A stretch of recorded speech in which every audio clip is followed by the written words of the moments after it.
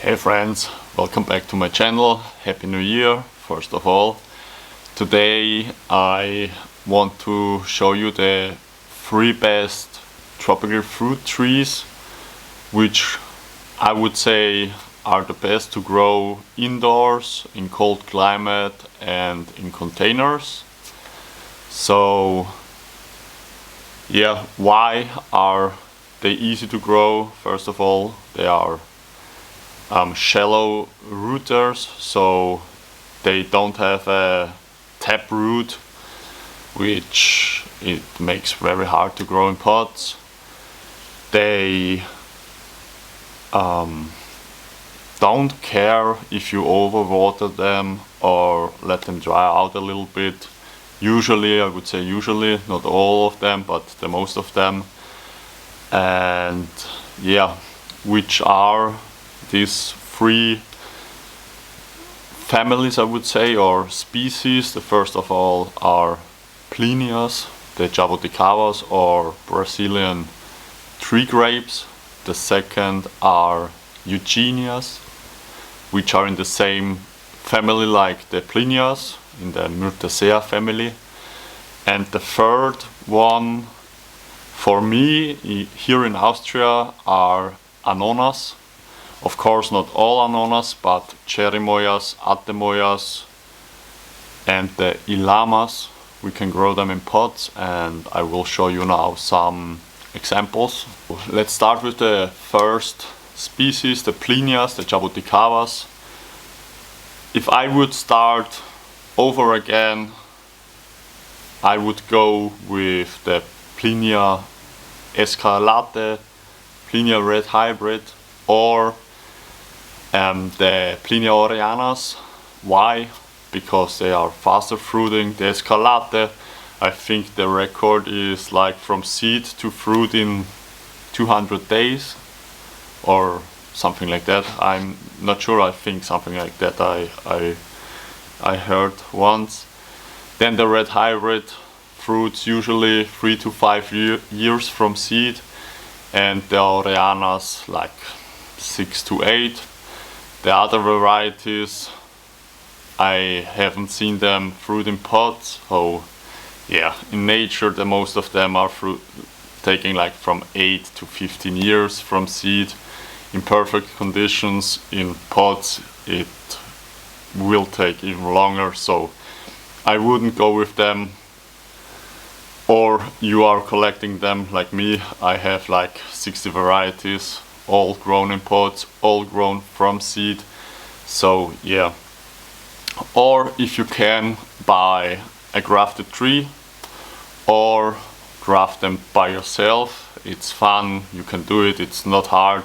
I have here a tree with 7 varieties. I have done it like 3 months ago, and yeah, so it could be done. It's not a big deal. They are taking pretty easy, so yeah. Here I have a escarlate. This is a cutting I rooted 2 years ago. So yeah, you can root them too pretty hard. I wouldn't do that or recommend it, but yeah, you can do it. And this one is a oreana. This is also a seed grown from me. It's 4 years old. As you can see, the pot is a little bit small. I should up-pot it, but yeah, I have some plans, so I don't want to grow my trees too fast now. So yeah, let's come to the second species. It's the Eugenia species, or the species of Eugenias. They are pretty easy to grow. They don't require very special soil. Of course, it should be a little bit more on the acid side, because you know, most of them are coming from the rainforest, and the topsoil of the rainforest is pretty acid because of the upcycle of leaves, and yeah, you know. So but if you handle the soil, the plants are usually growing pretty easy and fast. This is one of them I would recommend, it's the Eugenia uniflora or the Suriname cherry. There are pretty good varieties like the Sils Black or Sils Red. Pretty big fruit, good in taste. Not my favorite, my wife likes them. I'm eating them, but they're better fruit. And then the Eugenia lushnatiana or the pitomba. It's a pretty good sized fruit and yellow, good taste, apricot. So I taste apricot in it. It's a really good fruit. I would grow it. It doesn't grow too big, so good for pots and good tasting fruit. Nice flowers when they are in flower and it's a bigger bush. It looks really cool and really good, so yeah, it has a little bit an ornamental aspect too. And then the third one I would recommend is the grumichama.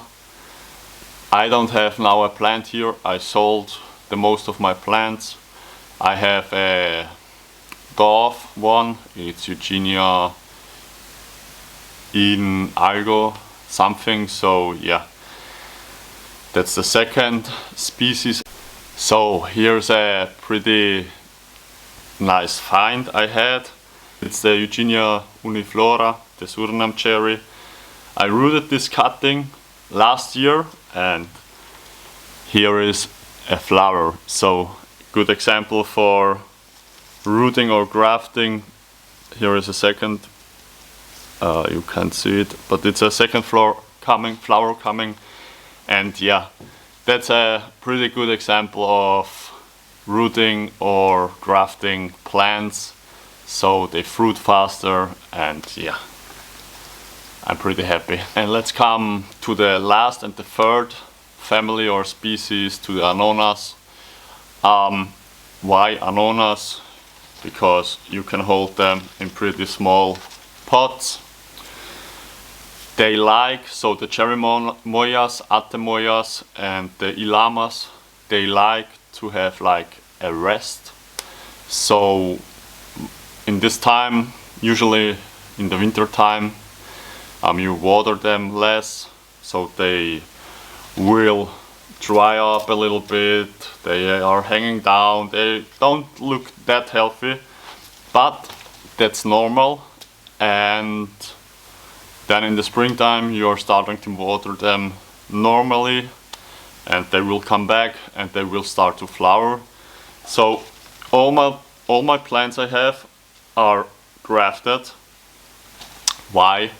Because I want them to fruit faster and I want to have a good fruit quality. So that's the reason why I'm grafting them. My rootstocks are, or which I'm using, are Annona cherimoya or Annona glabra.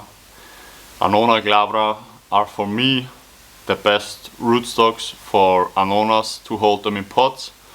And why? It's because you can overwater them and they won't die like a Annona cherimoya, and they can dry out too and also won't die. So it's a pretty robust rootstock for me.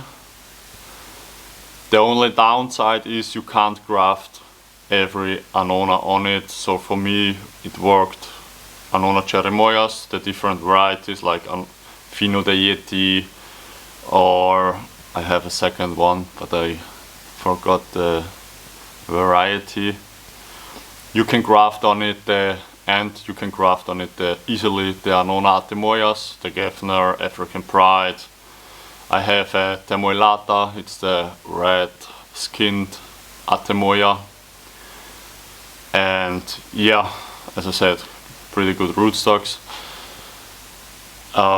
You can cut them back, they don't mind. You can form them like you want. As I said, they like to have over the winter time, which is good in Austria, a little bit of rest, so don't water them too much. I'm watering my plants every 2 weeks, so yeah, pretty easy to hold and to take care of. They will fruit in pot and they will grow pretty good in pot, so you take them back each year when you are taking them in from outside to indoor. You will cut them back a little bit so they can flush, make new flushes, and yeah, pretty easy to grow.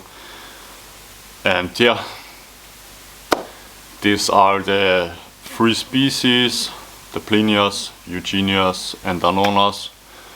Of course, if you want something more special, you can collect Myrteciarias or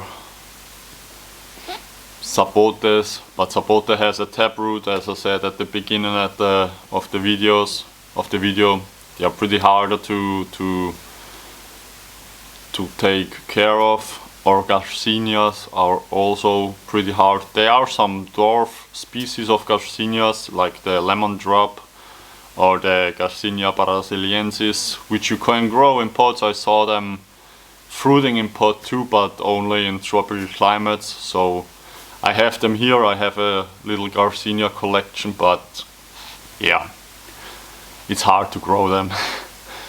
And yeah, as I said, these are the 3 main species I would go for, or I would start with, and to collect some fruits. I had a pretty good sized red hybrid.